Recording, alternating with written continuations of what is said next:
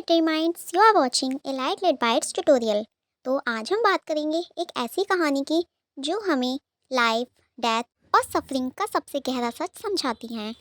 ये चैप्टर सिर्फ एक स्टोरी नहीं बल्कि बुद्धा की टेक्निक्स का एसेंस है। चैप्टर का नाम है द सर्मन एट बनारस। इस चैप्टर की शुरुआत होती है किसा गौतमी नाम की एक औरत से। वो एक गरीब फैमिली से थी, लेकिन उसका बेटा उसकी दुनिया था। एक दिन अचानक उसका इकलौता बेटा मर जाता है। किसा गौतमी ये सच मानने को तैयार ही नहीं होती। अपने बेटे को जिंदा करने के लिए वो गांव-गांव भटकती हैं, हर किसी से दवा मांगती हैं। लोग उसे समझाते हैं, लेकिन माँ का दुख उसे सच देखने नहीं देता।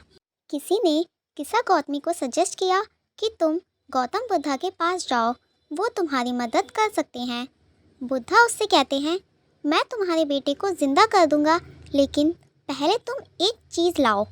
बुद्धा शर्त रखते हैं, एक ऐसे घर से सरसों का बीज लाओ जहाँ कभी किसी की मौत ना हुई हो। किसा गौतमी खुशी खुशी निकल पड़ती हैं। वो एक एक घर जाती हैं। हर घर में सरसों के बीज मिल जाते हैं, लेकिन हर घर में किसी ना किसी की डेथ हुई होती है। किसी का बेटा मरा होता है, किसी का हस्बैंड, तो किसी के पेरेंट्स। धीरे धीरे किसा गौतमी को रियलाइजेशन होता है। उसे समझ आता है कि डेथ यूनिवर्सल है, कोई भी फैमिली इससे नहीं बच सकती। उसका पर्सनल दुख अब ह्यूमन सफरिंग में बदल जाता है। वो अपने बेटे की बॉडी को ले जाकर शांत मन से दफन कर देती है। किसा गौतमी बुद्धा के पास वापस आती हैं। अब वो काम, मैच्योर और एनलाइटेड है। बुद्धा उसे लाइफ का सबसे बड़ा लेसन देते हैं। बुद्धा कहते हैं, लाइफ दुख से भरी है।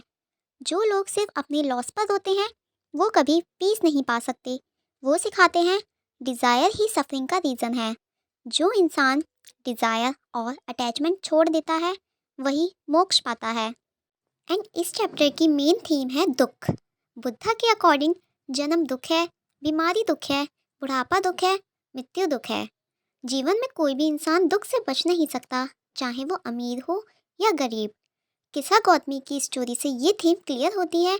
वो अपने मरे हुए बेटे को जिंदा करवाना चाहती थी, लेकिन बुद्धा ने उसे समझाया कि जो पैदा हुआ है उसकी मृत्यु निश्चित है। डेथ एक नेचुरल प्रोसेस है जिसे कोई भी रोक नहीं सकता। हम अपनों से बहुत ज़्यादा जुड़ जाते हैं, ये अटैचमेंट ही दुख का कारण बनती है। किसा गौतमी अपने बेटे से इतनी अटैच थी कि सच को एक्सेप्ट नहीं कर पा रही थी।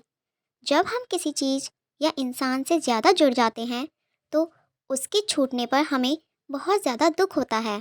बुद्धा का मैसेज था कि सच को एक्सेप्ट करो, नेचर के रूल्स को समझो, दुख से भागो मत। जब किसा गौतमी ने देखा कि हर घर में कोई ना कोई मरा है, तब उसे समझ आया कि वो अकेली नहीं थी।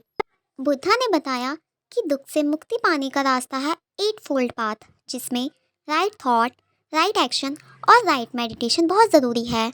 इससे इंसान मेंटल पीस और एनलाइटमेंट पा सकता है। And the moral of this story, true peace और विजडम पैसों या मटेरियल चीज़ों से नहीं बल्कि सिंप्लिसिटी, फेथ और इनर पीस से मिलती है।